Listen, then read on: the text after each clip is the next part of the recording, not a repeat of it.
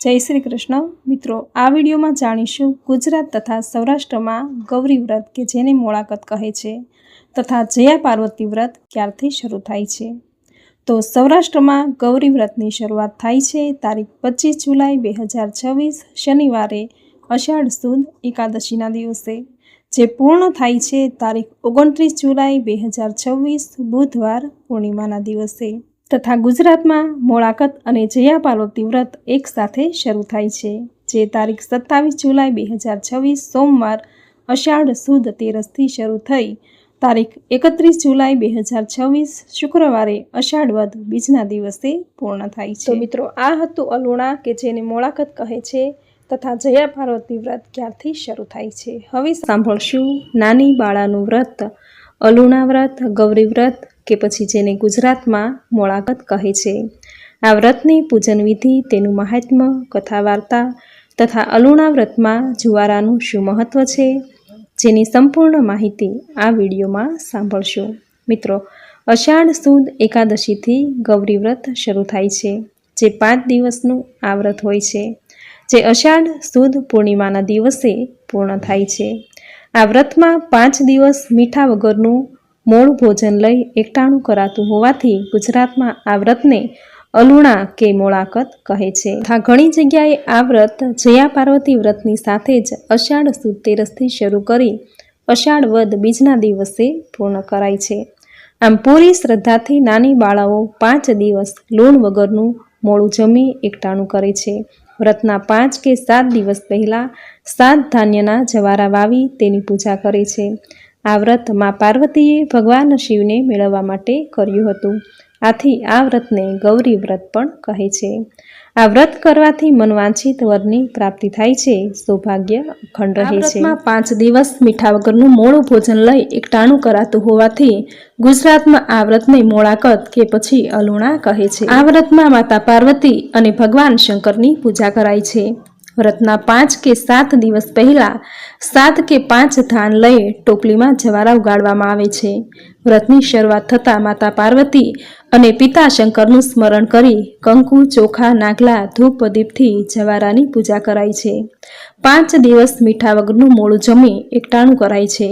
વ્રતની કથા સાંભળવામાં આવે છે। વ્રતના 5મા દિવસે મંદિરે જઈ ભગવાન શંકર સાથે માતા પાર્વતીની પૂજા કરી રાત્રિના 12 વાગ્યા સુધી જાગરણ કરાય છે। આ વ્રતનો ઉલ્લેખ શિવ પુરાણમાં કરેલો છે। શિવ પુરાણની કથા મુજબ હિમાલયની પુત્રી પાર્વતીએ શિવજીને પતિરૂપે પ્રાપ્ત કરવા આ વ્રત કર્યું હતું। આ વ્રત થકી જ મા પાર્વતીની મનોકામના પૂર્ણ થઈ હતી।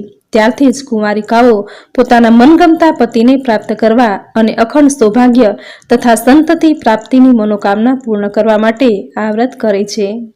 જીવનમાં હરિયાળી પ્રાપ્ત થાય એ હેતુથી ટોપલી કે માટીના પાત્રમાં ભીની માટીમાં 7 પ્રકારના ધાન્ય વાવી જવારા ઉગાડાય છે। જવારા એ માતા પાર્વતીનું પ્રતીક છે।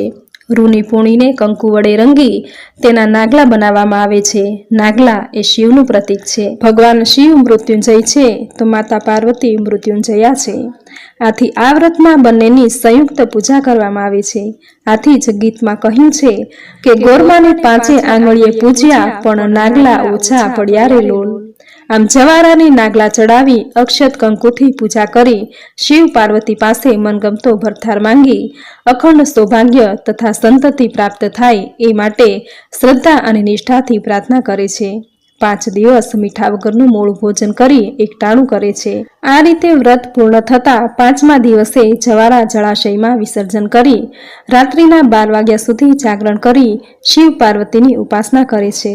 વ્રતના 6ઠા દિવસે વ્રતના પારણા કરી વ્રતની પૂર્ણાહુતિ કરાય છે। આ રીતે કુંવારિકાઓ 5 કે 7 વર્ષ સુધી આ વ્રત કરી તેનું ઉજવણું કરે છે। ઉજવણામાં જેટલા વર્ષે વ્રત કર્યું હોય એટલી કુમારિકાઓને ભોજન માટે આમંત્રણ આપી સાત્વિક ભોજન જમાડી સૌભાગ્યની વસ્તુ ભેટ આપે છે। આ વ્રતની કથા અને ઉલ્લેખ ભવિષ્યોત્તર પુરાણ અને શિવ પુરાણમાં કરેલો છે। તો મિત્રો, આ હતું ગૌરી વ્રત એટલે કે મોળાકત વ્રતની વિધિ, મહાત્મ્ય અને હવે સાંભળશું વ્રતની કથા। બોલો ભગવાન શંકર માતા પાર્વતીની જય। એક વખત ભગવાન શંકરે તપ કરવા જવા વિચાર્યું તો માતા પાર્વતીએ કહ્યું કે નાથ, આપ તપ કરવા જશો પછી ક્યારે પાછા આવશો એ નક્કી નહીં। ત્યાં સુધી કૈલાસમાં હું એકલી રહું છું। આથી ભગવાને વરદાન આપ્યું કે જ્યારે તમે સંતાનની ઈચ્છા કરશો ત્યારે મારું સ્મરણ કરવાથી 2 બાળકો તમને ઉત્પન્ન થશે. આમ કહી ભગવાન તો તપ કરવા દૂર દૂર ચાલ્યા ગયા, પણ પાર્વતીજીને એકલા ગમ્યું નહીં. તેથી એક દિવસ મહાદેવજીનું સ્મરણ ધ્યાન કરી પોતાની ઈચ્છા શક્તિ પ્રમાણે પાર્વતીજીએ પોતાના જમણા અંગમાંથી ગજાનન અને ડાબા અંગમાંથી ઓખાને ઉત્પન્ન કર્યા. બંને બાળકોને રમાડી આનંદમાં દિવસો વિતાવવા લાગ્યા. એક દિવસ પાર્વતીએ રમી રહેલા ગજાનન અને ઓખાને કહ્યું કે તમે બંને અહીં બેસી રહીજો અને જો કોઈ આવે તો અંદર દાખલ થવા દેશો નહીં, હું અંદર સ્નાન કરવા જાઉં છું. બીજી બાજુ જ્યાં ભગવાન શંકર તપ કરી રહ્યા હતા ત્યાં જઈ નારદજીએ નટખટ વેડા કર્યા કે પ્રભુ તમે અહીં તપ કરવામાં તલ્લીન બન્યા છો તો ત્યાં કૈલાસમાં તમારી ગેરહાજરીમાં પાર્વતીજીને 2 બાળકો થયા છે અને તે બધા કિલોલ કરે છે. આ કેટલું બધું અજુગતું કહેવાય. એમ કહી નારાયણ નારાયણ કરતા નારદજી રસ્તે પડી ગયા. ભગવાન શંકર તો તપમાં બધું ભૂલી ગયા હતા, તેથી પાર્વતીજી પર ક્રોધે ભરાયા. તે તો રૌદ્ર સ્વરૂપ ધારણ કરી કૈલાસમાં ગયા. તેમના માથે મોટી જટા હતી, ગળામાં માળા રૂપે સર્પ લટકતો હતો, હાથમાં ત્રિશૂળ હતું અને આખા શરીરે ભભૂતિ ચોળી હતી. ગજાનન અને ઓખા તેમને જોઈ ખૂબ જ ડરી ગયા. તેમાં ઓખા તો એવી ડરી ગઈ કે તે દોડીને મીઠાની કોઠીમાં જઈને ભરાઈ ગઈ. પણ ગજાનન હિંમત હાર્યા નહીં. તેમણે અકળાઈને ભગવાન શંકરને પૂછ્યું કે તમે કોણ છો, અહીં શા માટે આવ્યા છો? તમારાથી અંદર નહીં જવાય. માતાજીએ કહ્યું છે કે કોઈને પણ અંદર આવવા દેશો નહીં. ભગવાન શંકર ક્રોધથી ધસ્યા મસ્યા આગળ આવ્યા. અહીં ગજાનનને રોકટોક કરી એટલે તે તો એવા કોપાયમાન થઈ ગયા કે ગજાનનને લાત મારી દૂર ફેંકી દીધા. પણ ગજાનન ઊભા થઈ તેમની સામે હોકારા પડકારા કરતા લડવા આવ્યા અને લડતા લડતા ભગવાન શંકરે ગજાનનના ગળા પર ત્રિશૂળનો એવો જોરદાર ઘા કર્યો કે ગજાનનનું મસ્તક છેદાઈને ધડથી છૂટું થઈ ગયું. પછી તો ભગવાન શંકર સીધા પોતાના આવાસમાં દોડી ગયા. ત્યારે પાર્વતીજી સ્નાન કરી રહ્યા હતા. તે વલકલ પહેરી રહ્યા હતા. ભગવાનને એકાએક આવેલા જોઈ પાર્વતીજી છણકો કરીને બોલ્યા, થોડી વાર બહાર રોકાવું હતું ને, અહીં શું ખાટા મોડું થઈ જવાનું હતું. હું સ્નાન કરીને વલકલ પહેરીને બહાર આવવાની જ હતી. તમે તો ભારે ઉતાવળા. આમ કહી પાર્વતીજી હસી પડ્યા. પાર્વતીજી હસ્યા એટલે ભગવાન શંકરે આંખો લાલ કરીને બોલ્યા કે દેવી, તમે તો મારું નામ ખરેખર ઉજાળ્યું અને પાછા હસો છો, જાણે મને કાંઈ જ ખબર ન હોય. આ સાંભળી પાર્વતીજી આશ્ચર્યમાં પડી ગયા કે ભગવાન આવો કટાક્ષ કેમ કરે છે. તે માટે ખુલાસો પૂછ્યો તો ભગવાને તેમને બહાર લઈ જઈ ગજાનનનો મૃતદેહ બતાવી કહ્યું, આંખો ફાડીને જુઓ, આ તમારા પાપનું પરિણામ. માતા પાર્વતી તો પુત્ર ગજાનનનું મસ્તક વગરનો લોહી નીતરતો દેહ જોઈને અવાચક બની ગયા. તે તો કંઈક કહેવાને બદલે ધ્રુસકે ધ્રુસકે રડવા લાગ્યા અને રડતા રડતા કહેવા લાગ્યા કે હે નાથ, આ અવિચારું પગલું કેમ ભર્યું? આ તો આપણો પુત્ર ગજાનન છે. પોતાના પુત્રની હત્યા કરતા તમને વિચાર ન આવ્યો? ભગવાન કહે, કોનો પુત્ર? હું તો તપ કરવા ગયો હતો, તો પછી મારા વિના બાળકની ઉત્પત્તિ કેવી રીતે થઈ? પાર્વતીજી આંસુ લૂછીને બોલ્યા, નાથ, તમે વચન આપ્યું હતું તે તમે કેમ ભૂલી ગયા? તપ કરવા જતી વખતે તમે કહ્યું હતું કે તને સંતાનોની ઈચ્છા થાય ત્યારે મારું નામ લેજે એટલે 2 બાળકો પ્રગટ થઈ જશે, જેથી તને એકલવાયાપણું નહીં લાગે. યાદ કરો ભોળાનાથ, મેં તો તમારી આજ્ઞાનું પાલન કર્યું છે અને તમે પૂછ્યા ગાછ્યા વિના આ ફૂલ જેવા છોકરાને મારી નાખ્યો. ભગવાને તે વાત યાદ આવી અને પોતાની ભૂલ બદલ પશ્ચાતાપ કર્યો. પાર્વતીજી તો રડી રડીને અડધા થઈ ગયા. એવામાં શંકર ભગવાને કંઈક વિચાર આવતા પોતાના આવાસમાંથી તે બહાર દોડી ગયા અને ગજાનનનું કપાઈ ગયેલું મસ્તક શોધવા લાગ્યા. પરંતુ એ ક્યાંય જોવામાં ન આવ્યું એટલે નિરાશ થઈ પાછા ફરતા હતા. એવામાં તેમને માર્ગમાં ગજાસુર નામનો શ્રાપિત હાથી સામેથી ડોલતો આવ્યો દેખાયો. એટલે તેઓ દોડીને ત્રિશૂળથી હાથીનું મસ્તક લઈને પોતાના આવાસે આવ્યા અને ગજાનનના ધડ પર તે મસ્તકને બેસાડી દીધું.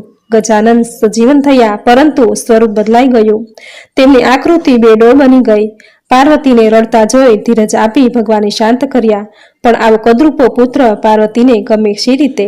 ભગવાન શંકરે કહ્યું, હે દેવી, ગુણની આગળ રૂપનું કશું જ મૂલ્ય નથી. હું વચન આપું છું કે આખા બ્રહ્માંડમાં ગજાનનનું પૂજન થશે.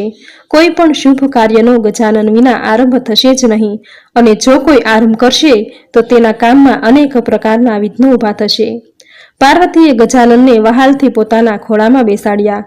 પણ ઓખા ક્યાં ગઈ એ યાદ આવતા પાર્વતીએ ઓખા ઓખા કહી બૂમ પાડી.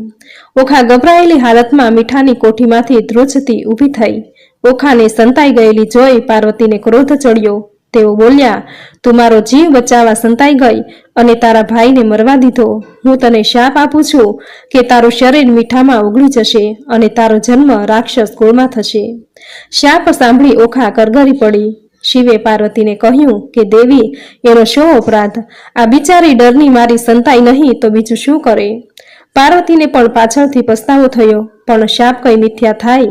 તે બોલ્યા, ઓખા, તું રાક્ષસ કુળમાં જન્મીશ, પણ તારા લગ્ન કોઈ દેવ સાથે થશે. તું પરણ્યા પહેલા ગૌરી વ્રત એટલે કે અલુણા વ્રત કરજે, આથી તને મનગમતો પતિ પ્રાપ્ત થશે. આમ પાર્વતીજીની આંખમાંથી આંસુ સરી પડ્યા. થોડી વારમાં ઓખા પાર્વતીના શાપને લીધે મીઠાની કોઠીમાં જ ઓગળી ગઈ. તેનો બીજો જન્મ બાણાસુરને ત્યાં થયો. તેણે પાર્વતીના કહ્યા પ્રમાણે ગૌરી વ્રત કર્યું અને વ્રતના પ્રભાવે તેના લગ્ન અનિરુદ્ધ સાથે થયા. તેને મનગમતો પતિ મળ્યો અને અખંડ સૌભાગ્ય પ્રાપ્ત થયું. આવો પ્રભાવ છે અલુણા વ્રત એટલે કે ગૌરી વ્રતનો. તો મિત્રો, આ હતી ગૌરી વ્રતની વિધિ, મહાત્મ્ય અને કથા વાર્તા. તો આપણે સહુ વ્રતના અધિષ્ઠાત્રા દેવ ભગવાન શિવને અને માતા પાર્વતીને પ્રાર્થના કરીએ કે હે શિવ પાર્વતી, તમારું નિષ્ઠાપૂર્વક વ્રત કરનાર દીકરીઓને મનવાંછિત ફળ આપજો, તેમની દરેક મનોકામના પૂર્ણ કરજો. હે માં પાર્વતી, હે ભગવાન શિવ, જેવા તમે ઓખા અનિરુદ્ધને ફળ્યા તેવા જ તમારું આ વ્રત કરનારને, વ્રતની કથા વાંચનારને, સાંભળનારને, કહેનારને સૌને ફળજો. સૌને સુખી રાખજો, સૌનું સૌભાગ્ય અખંડ રાખજો, સૌને સંતાન સુખનું વરદાન આપજો, સૌની મનોકામના પૂર્ણ કરજો. તો મિત્રો, આ હતી ગૌરી વ્રત એટલે કે અલુણા વ્રત કે પછી મોળાકત વ્રતની વિધિ, મહાત્મ્ય અને કથા વાર્તા, જે તમે પૂરી શ્રદ્ધાથી સાંભળી, જે સાંભળવી આપને જરૂર ગમી હશે. તો વિડીયોને લાઈક કરી કોમેન્ટમાં જય માં પાર્વતી, જય ભગવાન શિવ જરૂર લખજો.